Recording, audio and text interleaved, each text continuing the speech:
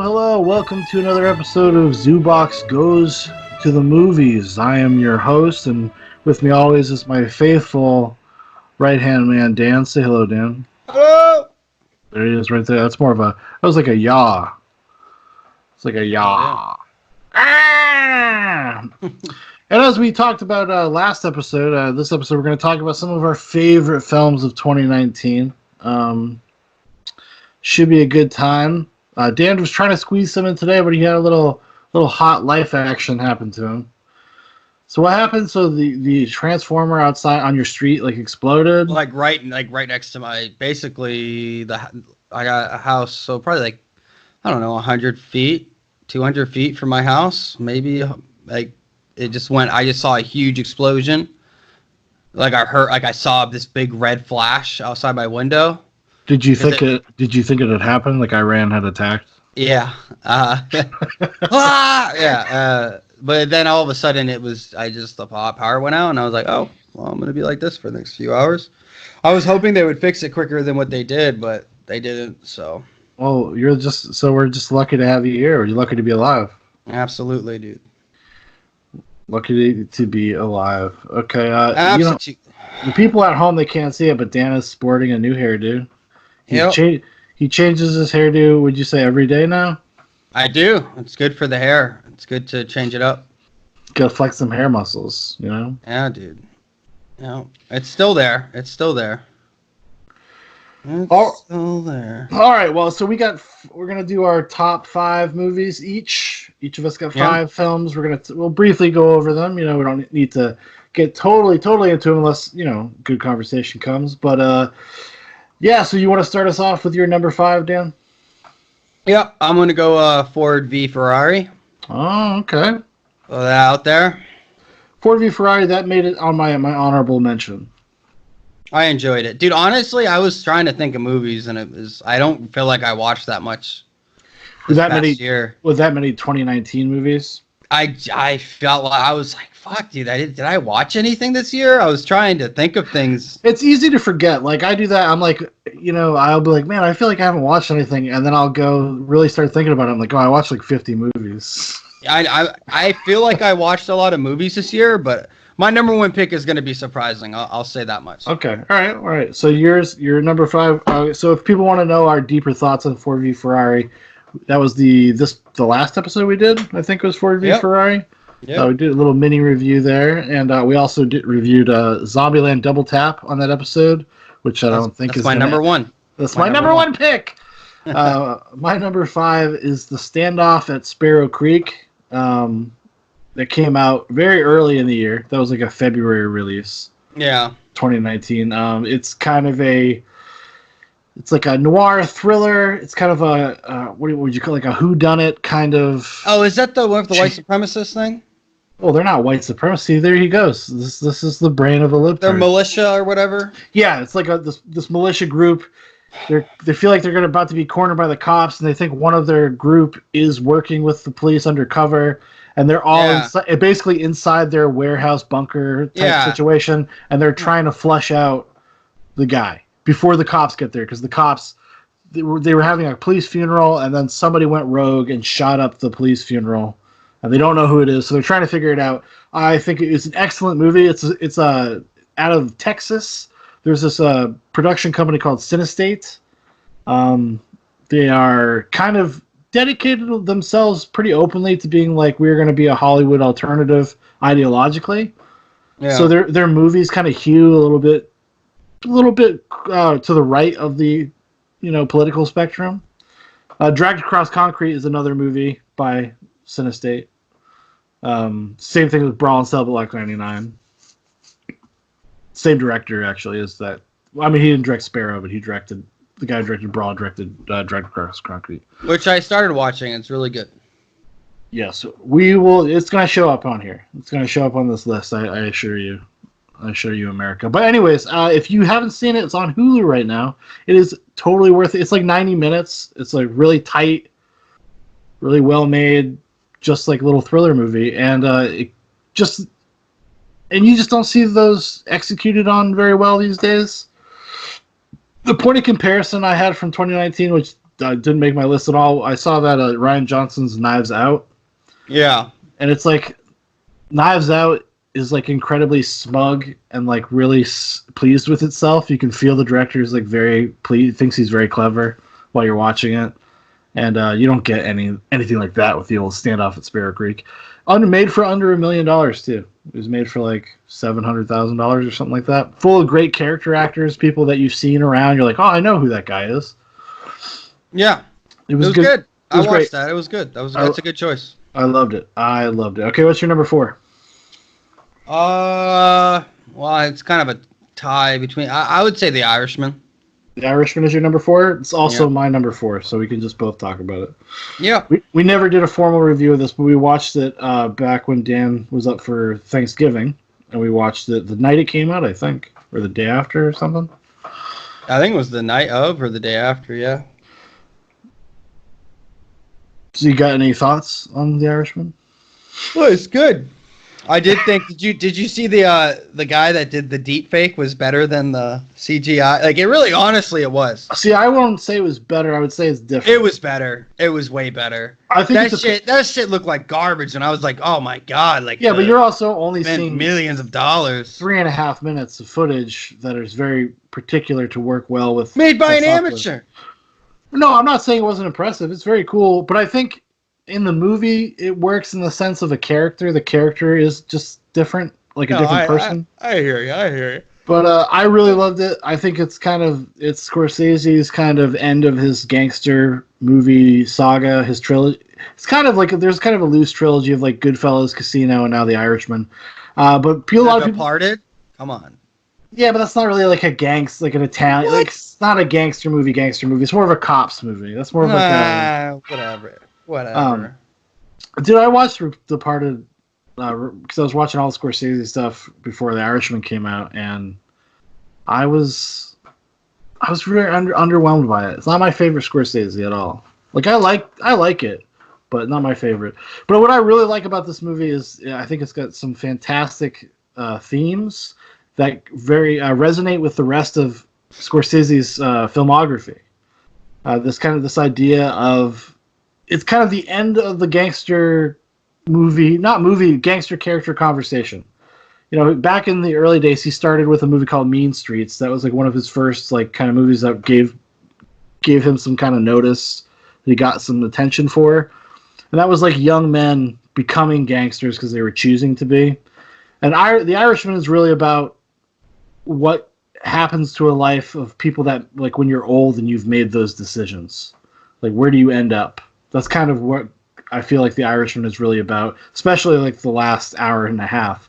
Because, I mean, it's already been on for 2 hours at that point, but the last 90 minutes, like the first 2 hours are kind of like set up for the last 90 minutes. And to really drive home what the movie's about, and I really, really loved it. And I just think it dovetails nicely with the rest of his career. It's a great capper. It might be his last movie, so... Yeah, whatever. There's that. I don't buy it. It's like Daniel Day-Lewis. He'll be back. I think Daniel Day-Lewis is done, dog. Whatever. Paul Thomas Anderson will get him back. There will be Blood Part 2 or something. I don't know. I liked The Irishman, dude. It was good. It was really good. I mean, the acting was great for being old dudes. Yeah. Yeah, that is one thing I think that they couldn't get away from, and it does negatively affect the movie sometimes. Why would you just not use a body double? Well, those scenes? There's some of the things they could have used a body double for, but like the physicality, they look like their bodies move like the bodies of 70-year-old men, no matter what age they're playing, and it does make it kind of hard sometimes to track what part of the story you're in, because it's just as good as decent. I will say as decent as the de-aging stuff is. It is not entirely convincing, and it doesn't work all the time. Sometimes it just doesn't work, and that's a detriment to the movie. It really is. But I think that everything surrounding it and just the storytelling and the themes and stuff, kind of I can overlook a lot of those technical problems. That didn't really bother me that much. I was just pretty much invested in the story, and I've watched it like 2.5 times. So I've only give it one rotation. I give it a one old whack-a-mole. I mean, I don't got power over here, man. The Transformers exploding on my street. Yeah. Yep. I don't know. I like The Irishman, dude. I honestly don't know what it is. This year really didn't hit hard for me. though there's a lot of good movies. Here we go. No, it was Irishman's a great film. It's good. Is it a movie I want to watch all the time? No. But as far as like what I've seen this year, I know there was movie. I guarantee you, I would have Once Upon a Time on Wall Street would have got it, or not Once Upon a Time in Hollywood. I mean, would have probably replaced it for me if I would have seen it or Dragged Across Concrete. Irishman, I just kind of threw in there. Once Upon a Time in Once Upon a Time in Mexico. Once Upon a Time in Hollywood is I think my number 9 movie. Although that was before I rewatched it. If I had rewatched it, it probably would have went further up in the list. It probably would have got like to 6 or 7. It actually, I think you'll enjoy Once Upon a Time in Hollywood. It did actually get better on repeat viewing. Like when I first saw it, I was like, oh, it was all right. You know, it's a Tarantino movie. And I kind of thought it was a little overhyped. But then I watched it again, and I was like, okay, this is actually, it might be one of his more well put together movies, more like coherent movies, more cohesive. It's very like got a very cohesive through line about what it's trying to tell you. Where sometimes Tarantino movies are just kind of about the aesthetic and just about the shock value sometimes. His characters are a little shallow sometimes, but okay. But okay, all right. So what's your number 3? Tell Me Who I Am. Documentary. Yeah. That was a great documentary. And like once again, like these aren't really not in any specific order except number 1. Everything I was like, I mean, like, does it really matter where I put this? Tell Me Who I Am is really good. I enjoyed it. I thought it was very well made, and it was sad and upsetting. So I liked it. If anybody's really curious, we did a full episode review of this movie. So if you go check our Facebook page or our YouTube page, you'll be able to find those there. But I agree with Dan. It's a very powerful movie. It did not make my list. I thought a documentary might make my list, but I don't know. It just didn't. The movies on my list are movies that like I stuck with me, that I thought about a lot after the fact. Even if it didn't really completely land for me at first. Like, I already know I can guess what your next one is. What's my next one then? What's my number 3? Astra. No. That's your number 2 then. I know it's up there. I know it is. My next movie is my number 3, and I know you haven't had a chance to watch this yet because it came out at the end of the year. It's Uncut Gems. Yeah, whatever. Fuck Adam Sandler. Fuck him. He's all noise. You know. He's all Jew. Dude, I do like Adam Sandler and some serious stuff. So you will like him in this. Yeah, you will like him. And that's another movie that was if I would have got a chance to watch, or I should have watched, but I think it'll. When it comes out on Netflix, I'll watch it. I don't know if you're gonna love this movie or anything, but I do think you'll enjoy Adam Sandler. Adam Sandler is fantastic in it. Like in a way that, because you kind of like want to root for Adam. There's a kind of a novelty of watching Adam Sandler do something that's not like Grown Ups or something. And so he gets a lot of mileage out of the fact that like, whoa, that's Adam Sandler being like, kind of serious. But he's not out of his range though. He's like playing like kind of a doofy guy. He's playing like kind of this gambling addicted guy that works in the Diamond District in New York City, and he's kind of a doofy gambling addict, and he just makes one dumb decision after another. It's very similar. It's directed by the Safdie brothers. These two Jews. These 2 New York Jews, these Jewy guys from New York, very Jewy, and this is kind of their thing. This is what they do. They make these movies about these characters that you're waiting for the other shoe to drop. They're like, how do they keep getting away with this? But it ain't gonna last forever. They keep getting away by the skin of their teeth, but there's no way this is gonna last forever.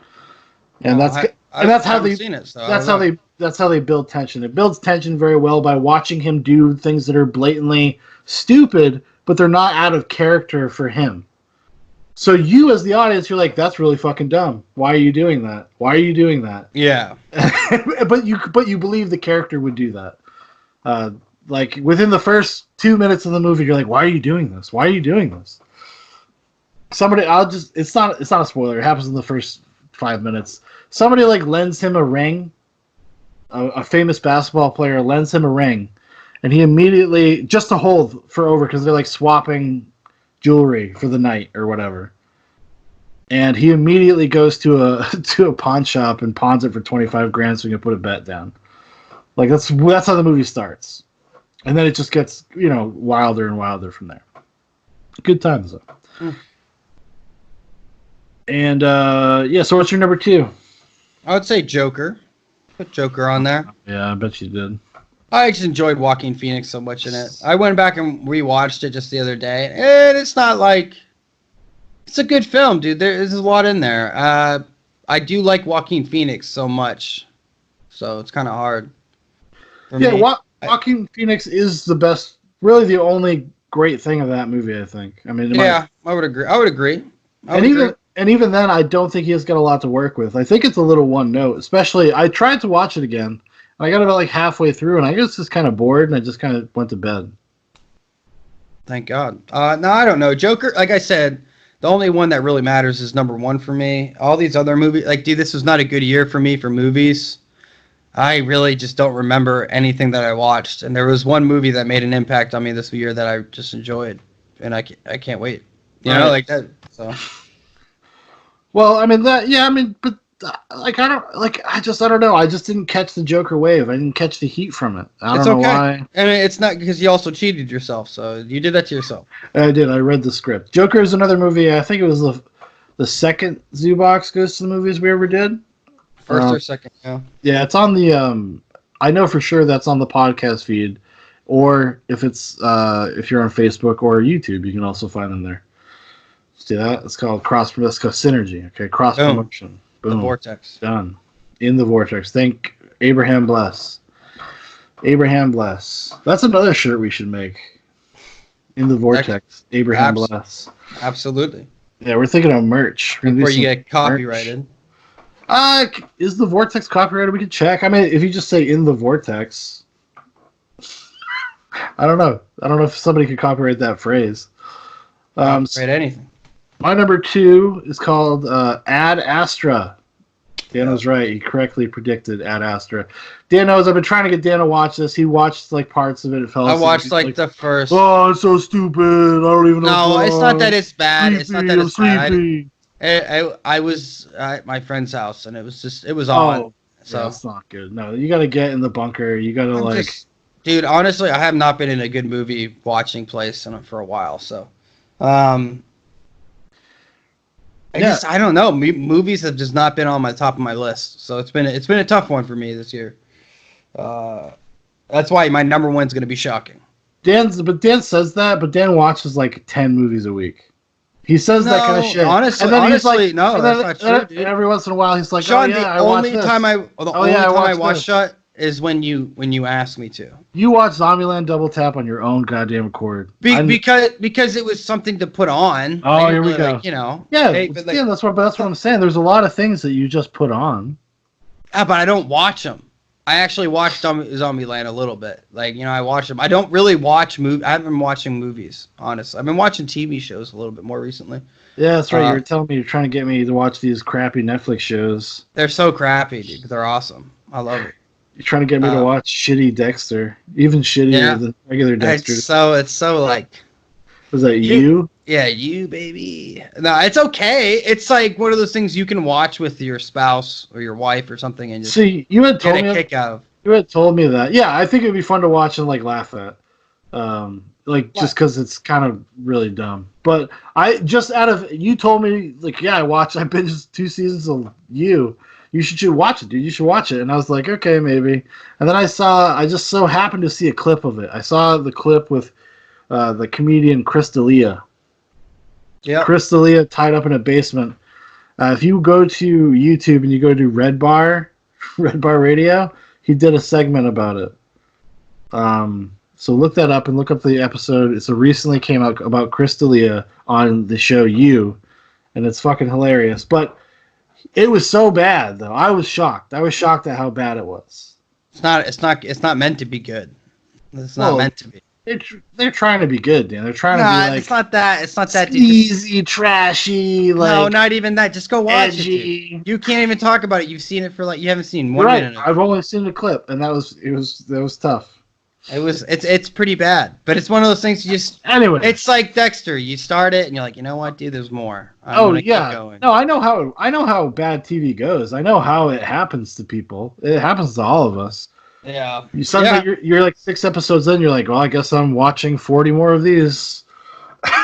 But anyways, Ad Astra, directed by James Gray. He directed one of my favorite movies a couple years ago too, The Lost City of Z, a movie I really loved, and it has a very similar theme. The through line for Ad Astra is very similar to The Lost City of Z. Fathers. Well, The Lost City of Z is about a dad, and then Ad Astra is about the son. They're kind of like complement each other a little bit because they both have a similar thing about this call to adventure. And what does your legacy mean? What does it mean? What happens to the people that you leave behind? Ad Astra kind of has another part of the conversation that Lost City of Z starts, and it's I really loved it. I love the production design. I love the way it looked. I like the tone. Thought Brad Pitt was great. There's some tonal whiplash in it a little bit, like because it's a very like quiet, meditative movie, and then it'll burst into almost an action scene. But the action scenes were actually pretty good though.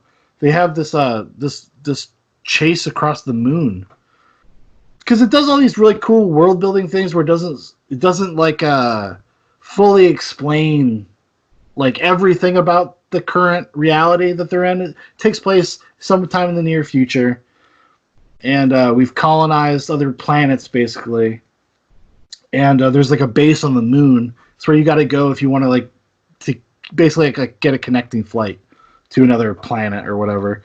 But the moon is so big, they didn't just build shit all over the moon. So there's like moon pirates. It's like space pirates out there. So when people are transporting themselves from like the docking station to get on the moon to the airport. Yeah, dude, I haven't even seen this movie, Shaun. Why are you doing this to me? No, this is just literally like it has nothing to do with the plot or anything. That would have been so cool. I know that. Shut up. That would have been sick. I don't even know there's space. I didn't even know that. Like I really. There's more stuff. There's more stuff. Oh, I'm sure that would have been a sick scene. I bet. Now I just won't be surprised. They're like literally like fighting with like laser guns and shit. You're like, what? Where did this come from? I thought it was sick. No, but it was great. It's great. It's a lot of fun. In that sense, but also, our dad died, so I got daddy issues, and it definitely spoke to my inner daddy issues. Here we go. Listen, my father was a great man. But definitely it touched me in that place. Not that my father ever touched me, but right, because he was a cold man. But I really loved it. Loved it. I think it works on. You don't have to have daddy issues to like this movie, but if you do, it helps. For sure. Absolutely. Some people have literally called this Dad Astra. That's hilarious. That's what it feels like it's about. Okay, so your number one? What's your number one? Shazam. Let's fucking go. Shazam! I could see that. Shazam was great, dude. I don't give a fuck. I've watched that movie probably 40 times this year. Well, that's because you're high. You just get high and watch it though. I watched it twice in a row one time, stoned, fucking blitzed out of my mind. I just like it. I think it's good. I think the guy Zach Levy, whatever his name is, Levi, I don't know. Chuck guy, good. Yeah, that guy's good. Everyone's good. It's a little, cheesy and shit because it's a kid movie, but you know what? It's good. I just liked it. I don't know. It's better than The Irishman. It's good. How dare you? Yeah. I think it was a good, like, kind of refreshing superhero movie. And it was the first time I felt like one of these felt like it was a family film. Like, it kind of embraced the fact that it was like to go see it with your family, and had a good positive message, and it was really fun. No pandering, pretty baseless on that. It didn't really. It like a lot of people say this kind of stuff, but it did reminded me of like a movie from like the 80s or something. The 90s, like a Stuart Little, dude. It's like Stuart Little, but with superheroes. I wouldn't go so far as to say like Stuart Little. It's like Stuart Little, dude. It's that same feeling that you get, that warmness. Same warm family feeling. Yeah, you're like, they came together, guys. They all came together. And it's funny, and it's you know what, dude, like, I don't even know if this list makes any sense, but who cares? I just think Shazam to me did what it was supposed to do. It was a good movie for a younger generation. I'm excited to see what they do. Black Adam's coming out with Dwayne The Rock Johnson, and it was refreshing from the Marvel typical bullshit. Like, okay, it was different. At least it was different. I mean, it was closer to a Marvel movie than DC had been thus far, because that is obviously they're going with that lighter tone a little bit. Although, since they found success with Joker, I think they're gonna let Batman be a little darker, a little edgier. Dude, honestly, I could give two shits about superhero movies, but I'm pretty much with you. There is a few I don't care. I would like to. I want to see out of curiosity. I don't like the vast majority of those Marvel movies. I don't even really watch them anymore. Like, there's a few of them I haven't even really seen. But you own all of them, so you gotta get the rest. No, I don't actually. I actually don't. I never started buying those. Thank God. Shouldn't. Thank fucking God. Because I would. You're right. If I was like 20 deep, it's like, well, I can't stop now. But thank God that didn't happen. I own the Iron Man movies. I own both of the Guardians movies. Dude, what are you talking about, dude? You have missing pieces to the puzzle. Yeah, but I can't go there. I can't do it. Honestly, you're better off not doing it. Like, I mean, like, I also own all of the X-Men movies. They're not like MCU, but... And honestly, they're trash too. So let's just... I think there's more good than bad there. At least more entertaining than bad. All trash. Dude, straight up. How dare you? How dare you? You Batman v Superman is the most audacious movie of the decade, my friend. Yeah, but Shazam, dude, that's mine. Shazam, simple. It's a simple movie, but it's got good actors, good character people. I just liked it. The kids are good in it. They're funny. They do their job. Shazam. That's my number one. That's disgusting, but I'll allow it. What's yours? It's truly disgusting, Dan. Dragged Across Concrete is my number one. My number one movie of the year. I've watched it more times than I've watched anything else this year. It's just kind of gotten itself into my brain matter, and I think about it all the time for no particular reason. I watched it, so 40 minutes of it today. So it's a story of don't ruin it. Of crime on multiple levels, crooked cops, petty thieves. It's got kind of a cold disposition to it, as I'm sure you felt as you were watching it. Yeah. Definitely has its own pace. It's kind of like a more literary than cinematic in a kind of way. It's like more like almost like a book, like the way the story unfolds very slowly. But I loved it, man. I don't know. I was riveted the whole time. I love pretty much every actor in the movie too. Everybody's great. From what I had seen so far, yeah, I mean, it seemed like everyone was really good. I liked how upfront they were with a lot about, just like within the first 40 minutes, the race issues and stuff, and they're just not fucking around. It's not pandering necessarily. Well, I think, like I said, real life there. Like I had said, because it's this company, Cinestate. They're this Texas-based company. They're kind of like they're new on the block for movie production company, and they kind of just have a harder-nosed, harder-edged kind of view of the world. And they're there to kind of represent that, like unabashedly. So something like Dragged Across Concrete will represent something like that. And it doesn't do it in a bullshit way, like you said. It's very, feels very real, like in a way. Like the conversations are legit conversations you would have with between two people. Yes, like actually have that kind of conversation. Yeah. Like there was this one scene, not that I agree with this, but there was this one scene where there's something that happens and he goes home and he's talking to his wife and his daughter has some problems with some people.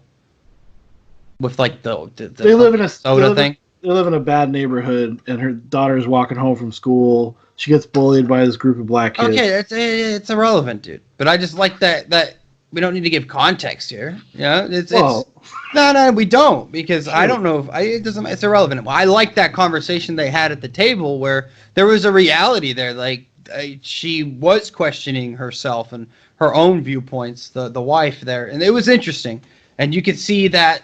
There's definitely a cool undertones to the movie. It's more about honesty, from what I've seen so far. So I've only seen 40 minutes, so I'm not a good judge of the movie, but that's the feeling I got 40 minutes in so far, at least. Yeah, I got you. It cuts the fluff out of it. Well, I like that it represents, because it's not, doesn't have like a specific message about racism or anything like that, because it's showing, and as you've probably seen within the first 40 minutes, I believe, like you're seeing that there's black characters, there's everybody's got their own hustle, everybody's got their own kind of perspective or plight that they're coming from, and it's about how they kind of utilize their lives in different ways. It's interesting, and it was my favorite movie this year. It was the best. A few. What do I got here? I got a few movies that I called the best bad movies of the year to recommend to people if they'd like to check them out. I would check out The Fanatic, directed by Fred Durst, aka Limp Bizkit, starring John Travolta. Most people probably heard this as like, oh, it's so bad, it's good. And this is a weird movie because it's not a good movie, but it's an incredibly watchable movie.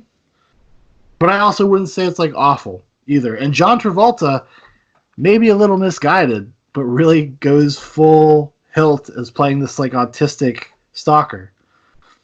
And he basically does what what did I think? This is what I wrote on my blog. I said, he really goes for broke here, and there is something respectable about his commitment, even if he breaks Kirk Lazarus's golden rule.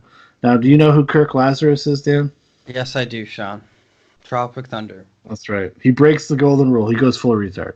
Yes. He goes full retard.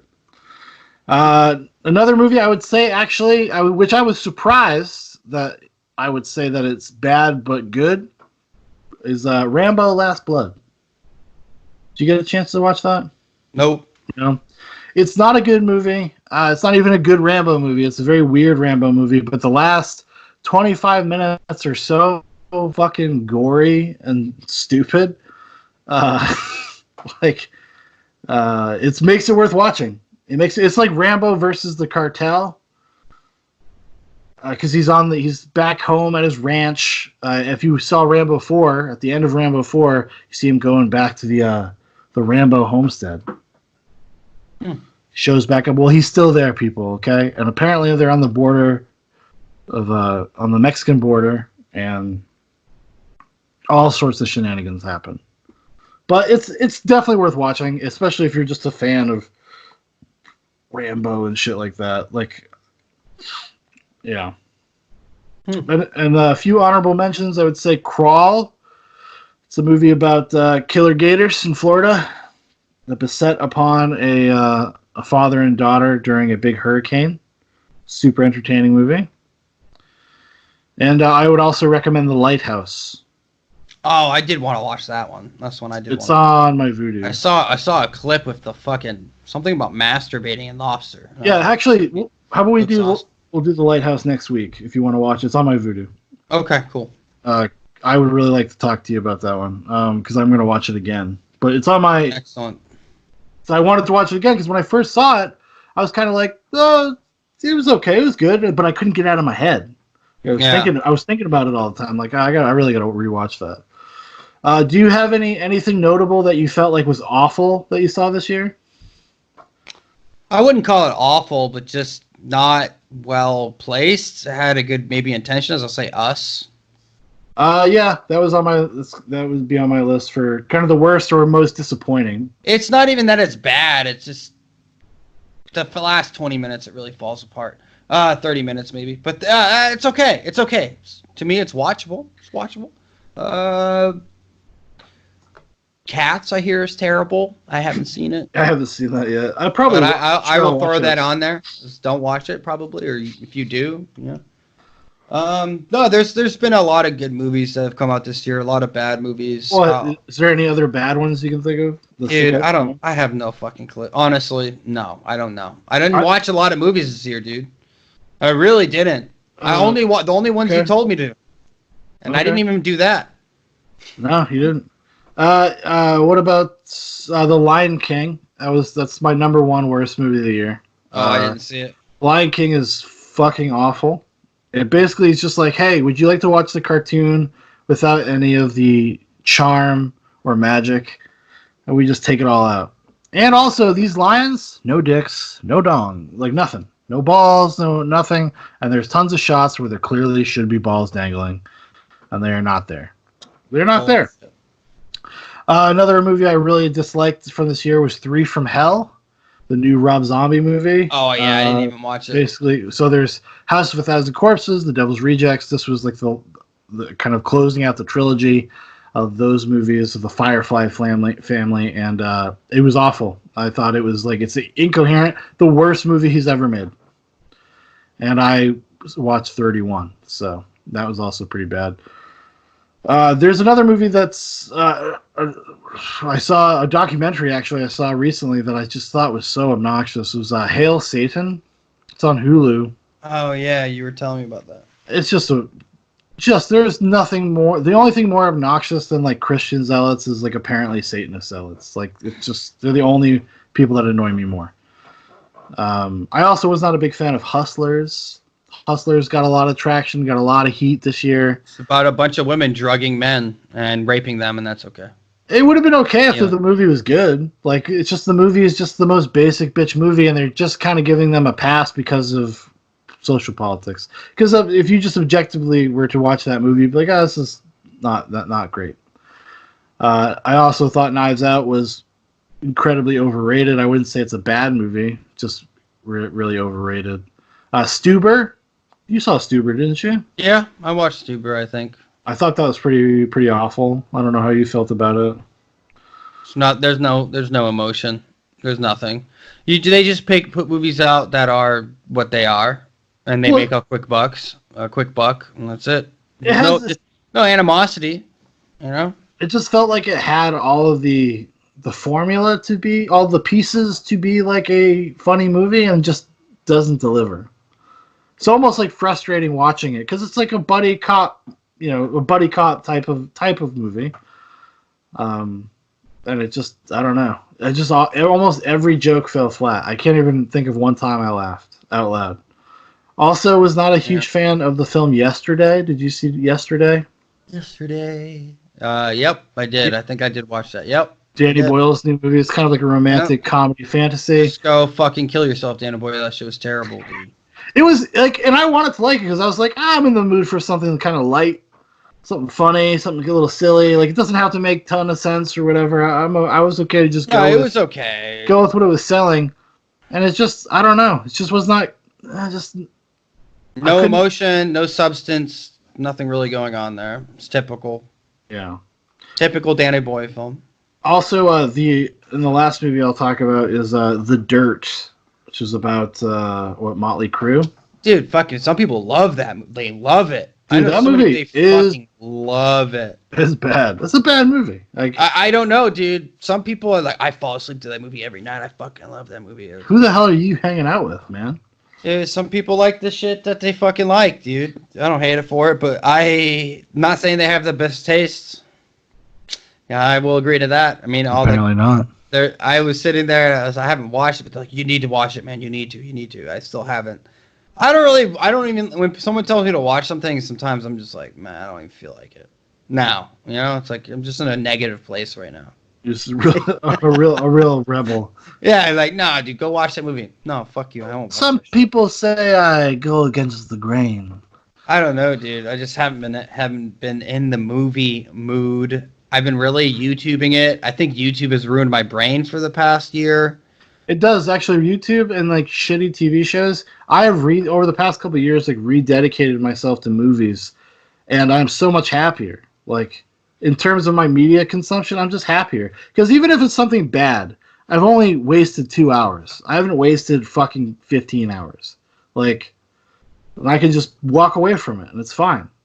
And I might even learn something from it. It's not this dragged out process that tortures me. Like when I watched, like, that was like, what reminded me of that this year? I watched fucking Watchmen, right? It was like torture, and I kept subjecting myself to it. I stopped at episode 3. I kept 3. driving nails into my own feet. It got renewed for a second season. So Well, though there's no word on the second season because it's not supposed to have a second season, but I believe that it did very well. I know. It did well enough. I don't think it did that well, but I know Catwoman didn't get canceled either. I They're mean, too afraid to because of their politics. That's Batwoman. Whatever, dude. Yeah, same shit. Spider-Woman, Batwoman. No, they're too afraid to cancel these things because of politics. Oh, if it was losing them a ton of money, you'd be gone. Sean, you're talking 100 to 200,000 people are watching. No, Batwoman. I don't think so. Yep. I think it always breaks 1 million, dude. That was the last. Nope, that was the last ratings, dude. It was like 200. I think it was 200,000. Where are you getting your figures from, Dan? Geeks and Gamers, dude. Quartering. They tell me all this shit. The CW just can't stand. No, honestly, I really do think it's all bullshit. If people are really watching that, then fuck them, because grow up, dude. It looks bad, but like if I was a kid, I probably wouldn't know any better. I remember I was thinking about this the other day. Like I just used to like everything I watched. When I was a kid, you're 10 years old, 12 years old. You're not the most discerning mind. You just like watch things. Not me. I always had taste. Apparently not. You're over here defending the dirt. The one movie I mentioned that you decide like, whoa, wait a second. I've had some good friends tell me that they fall asleep to the dirt. No, I know, but I honestly have a lot of people that have said they really liked it, which your friends are awful. They are. I won't stand up for them on the taste of movies, but you don't even have that good a taste in movies, so I don't know. Holy shit! Here we go. You like Star Wars, dude? Hold on, let me read to you my list again. Okay. At number 5, we have The Standoff at Sparrow Creek. At number 4, The Irishman. At number 3, Uncut Gems. Number 2, Ad Astra. And at number 1, Dragged Across Concrete, directed by S. Craig Zahler. See, that's I don't even know what that is. That's taste. That's cinema. It's cinema. I don't know, dude. They're all shit. Honestly. You ever watch Under the Silver Lake? Dude, no. I have not watched movies. No. And then I name like 10 of them. You're like, yeah, I saw that too. Dude, listen. I've been watching shitty movies because I don't have to care. I just don't want to invest in anything. You're gonna have it. This is tough for you because you do a movie podcast with me. I know. It's been You're the only reason I watch movies half the time. Yeah, I'm trying to help you out, guy. I'm trying to bring some light into that life. Absolutely, dude. And you need it too. Okay, all this dark. You're surrounded by darkness. Yeah. You literally were in darkness earlier. What were you doing? I was sitting in your dark house, waiting. Yep. Did you have like the sound of a ticking talk? A ticking talk, yeah. Yeah. A ticking talk, a clock, yeah. Clicking. No, I almost did it again. A ticking clock. I almost said clicking, a clicking clock. But could be a clucking clock. You need to watch the movie, which is my number 6, Dan. If you were to look at my full list, you need to watch The Art of Self-Defense. Oh yeah, dude, I wanted to, but I won't. So that's a Dan movie. I'm sure it is. Dude, there's a lot of movies out there for me. But Once Upon a Time in Hollywood, Dan, you'll feel so good about yourself at the end. Nah, dude, like I don't even want to watch a fucking. I don't know, man. I'm gonna finish Dragged Across Concrete because it's good. It's piqued my interest, but knowing that I have to go unplug my computer. Oh my god, no! To the knowing PC. that I have, dude. Do you have a thumb drive? Ah, no, dude, I don't. There you go. Dan's and like, I gotta unplug. I gotta go to illegal movie sites. Oh, by the way, do you know it's just gonna be us tomorrow? Just me and you? Yep. Oh well. Ryan's not gonna be there either. Nope. Well, he didn't inform me of this. Well, at least he said he wasn't. He probably wasn't. He's going to North Carolina or something. Well, piece of shit. Okay, well, it's gonna be me and you. I guess call Scotty. Yeah, I think I'll tell him. I'll talk to him. Text him, be like, hey, we're gonna do this today. If you want in, if not, yeah, he said anytime. I don't know if he has a headset. He might. I don't know. I did tell him to get one if he wanted to do it. So I'll talk to him. I don't know. Actually, he doesn't have. Actually, have you checked the Anchor.fm thing, dude? Like he was talking about getting a tattoo on his dick. So did I check? What did I not check? I was wondering if you checked Anchor FM to see if he left any messages or if he did. That's why I told him to go if you want to leave us messages. Yeah, I don't know if I did. I don't No, know it's all if good. I don't know. I also said just do a voice recording and send it to my email if you can't figure it out. Yeah, And I that's can. okay. I mean, I don't know if he'd be able to. We'd be able to do a full show with him on the phone, but little messages are fine. No, I don't think he would do it on his phone. I think he could do. We'll figure it out. We'll figure it out. If not, or maybe I could even call Paul, see if he's around. Yeah. Maybe, maybe. I don't know. I'm sure people will be like, "This is your podcast is too hot. It's too controversial. You got to get wild cards like Scotty that don't care." You know what I mean? Absolutely. You got to get people that just like are like, "Listen, I'm not going anywhere with my life." You got to be like us, like beasts. Yep. We're like wild animals out here on the podcast land. We don't even care. We're just like, where's our next meal of racist phrases? Where's our next fucking hot take? You want to talk about Jeff Epstein? I'll talk to you about Jeff Epstein. Yeah, I don't know. You want to talk to me about how everybody that ever had an abortion should be killed? You come talk to me, buddy. Hell come yeah. to the zoo box. That's you got somewhere to go? You got an itchy asshole or something? No. Dan's trying to give me the hi-hat, everybody. What's the hi-hat? I don't know what that is. He is disengaging. Okay, listen. You've heard it here yourself, folks. Okay, this man is on a movie podcast, and he basically hates movies. It's been a tough year to give a shit about movies, honestly. He's basically disrespected Martin Scorsese already today, more than once. I don't know, dude. Just wasn't my year for movies. It wasn't. He's revealed himself. Absolutely, dude. No, it was. I was surprised. You know what? I was surprised. I bet you would have put it on there if you remembered. I was a One Child Nation. Nah, that fucking whatever. Bunch of fucking pro-abortion piece of shit woman getting on there talking about. Dan called me in tears, telling me he's such a powerful movie. It was powerful until you at the end you're like, but I want the choice to murder my child. That's what the fucking selling point is. Well, I was like, that's your selling point. That's your point. After everything, after this whole thing about being forced murders and these abortions and children being left in the street, you go, but even now in America where I live, they're trying to restrict my choice to murder. Well, you're still fucked up. You're still a weirdo. Go back to China and fucking stay there. And you can abort all the children you fucking want, apparently. 240 million abortions. Okay? It's fucking genocide, dude. It's fucking insane. I don't even know.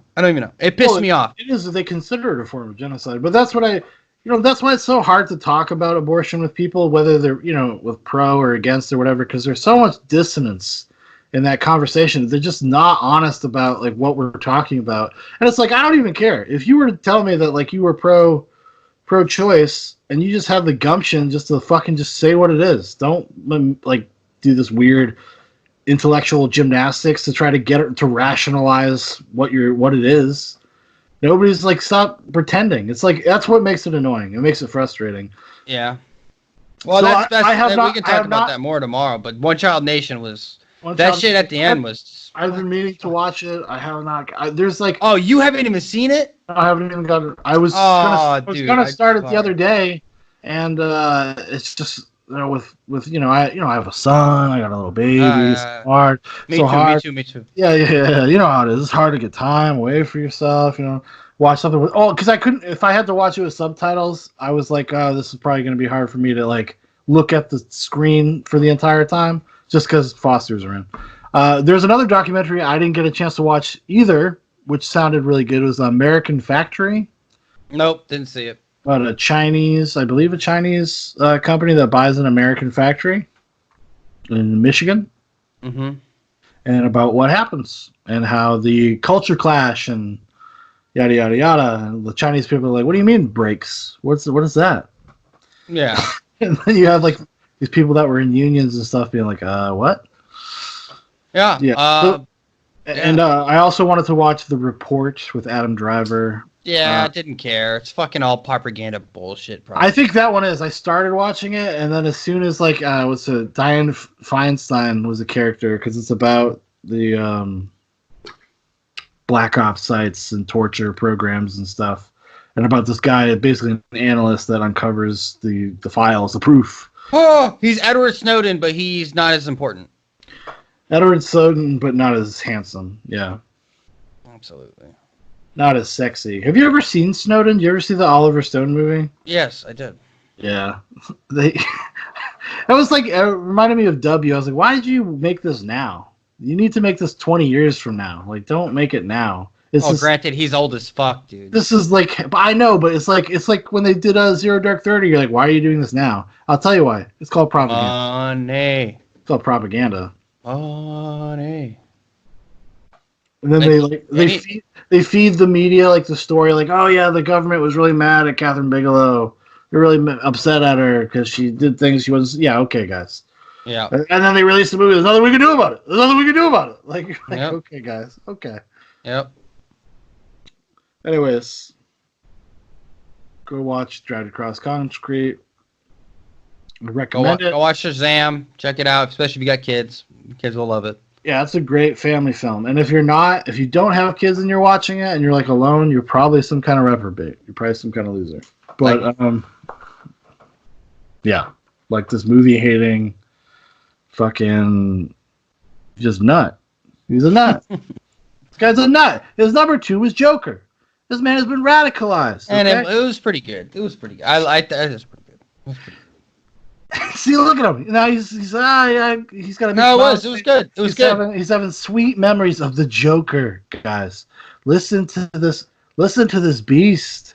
Yes. Listen to this beast. Okay. All right. Well, that's going to do it for us. Drag this out long enough. I'm sorry you hate doing this so much. You should really. You need an intervention. You need a movie intervention, dude. I guess I do. I don't know. I know. It's not that I really don't mind doing it. It's just. You need to fall into a hole where you see like 5 good movies in a row. And you're like, wow, movies are really cool. That'll be your verbatim reaction. Whoa, really cool. Maybe that will be my reaction. Maybe see. When you watch The Lighthouse, dude, The Lighthouse though is gonna play into your gross, a fucking monster like I'm hanging out, masturbating, eating porridge lifestyle. Okay. Yeah, actually, I think you're gonna at least. I think you will be very entertained by The Lighthouse. But yeah. I'm looking forward to talking to you about it. Excellent. All right, everybody. Thank you for listening. It's been another episode of Zoobox Goes to the Movies. It's just a raucous time. I know you're all very thankful. You're hashtag blessed. We'll be back. We'll be back next week with some hot Lighthouse discussion. You're gonna have so much of me and Dan in the next couple of days because. People are unreliable. Me and Dan are the rocks. We're the foundation of which, basically, we're like St. Peter, but cut in half, and then each half becomes its own person, which is even weirder because we actually look alike. Yep. And I'm like the fat version of Dan. But you got the better hairline, so whatever, Hey, listen. We all have our cross to bear, my friend. Yes, we do. All right, everybody. Thanks for listening. All right, guys. Bye.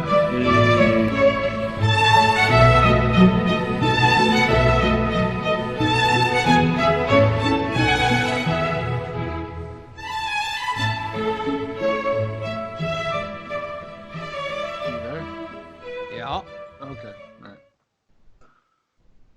Just the audio changed for a second. I don't know why. Maybe because I hit record. All righty. Okay, you ready? Yeah. Ready. Let's take off. Let's get this ship going.